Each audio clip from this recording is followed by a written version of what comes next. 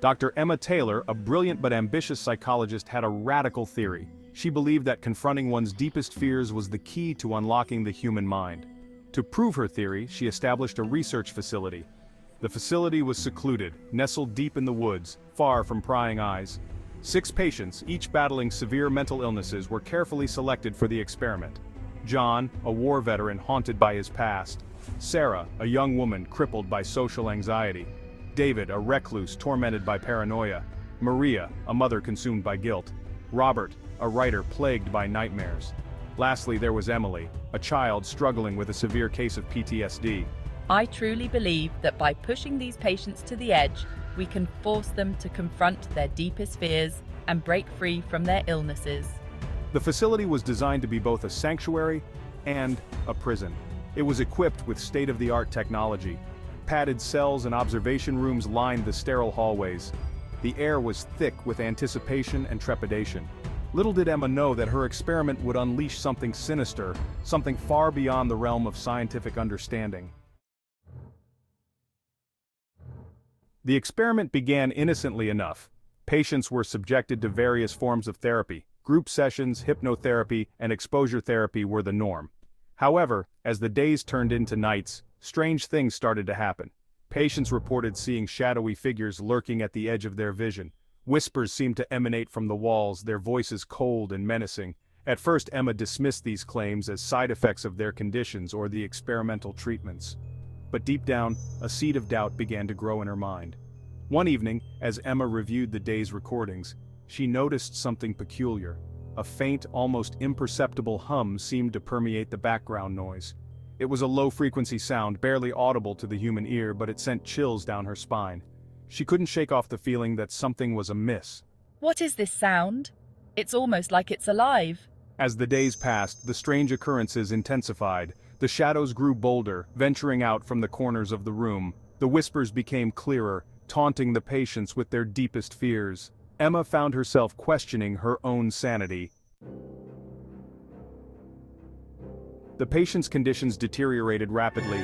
They were plagued by vivid hallucinations, their screams echoing through the sterile corridors. I'm back on the battlefield. The bombs, they're everywhere. Those faces, they're in every reflection. They're watching me. They're hunting me. I can feel their eyes on me. My child. I see my child everywhere. Why won't she leave me alone? Robert, the writer, found his nightmares bleeding into reality. Emily, the young girl, was terrified of the dark, convinced that something sinister lurked within it. This can't be happening. I'm seeing things too. Shadows, whispers. Am I losing my mind? Emma too began to experience the strange phenomena. She saw fleeting glimpses of shadowy figures, heard whispers brushing against her ears.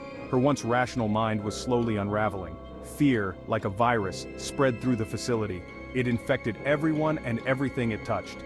Emma realized with growing horror that her experiment had unleashed something truly evil. Something ancient and malevolent had been awakened. Desperate for answers, I delved into the history of the facility's location. She discovered a dark secret buried beneath layers of forgotten history. The facility had been built upon an ancient burial ground, a place where the living and the dead once intersected. Legend had it that the ground was cursed, haunted by restless spirits. Emma realized with a sinking heart that her experiment had disturbed the delicate balance of the ancient burial ground. By forcing her patients to confront their deepest fears, she had inadvertently provided a feast for the malevolent entity that resided there.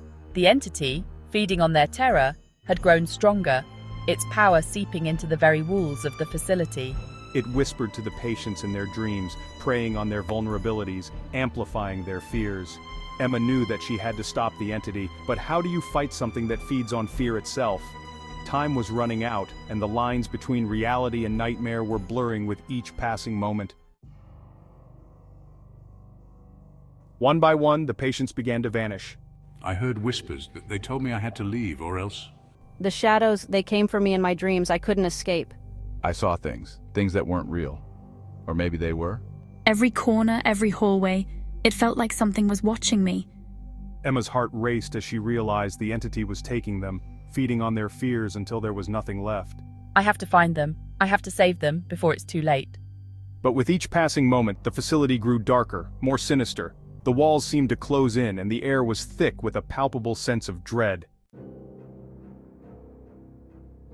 Determined to end the nightmare, Emma prepared for her final confrontation with the entity. I can't let it win. I have to do this, for them. She armed herself with every piece of knowledge she had gathered, every bit of strength she could muster. I won't let fear control me. I won't let it take them. Emma ventured deep into the heart of the facility, where the entity's presence was strongest. The walls seemed to pulse with malevolent energy and whispers filled the air.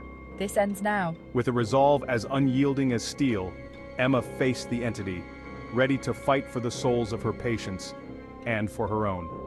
The final battle had begun, and the outcome would determine the fate of all who had been touched by the ancient curse.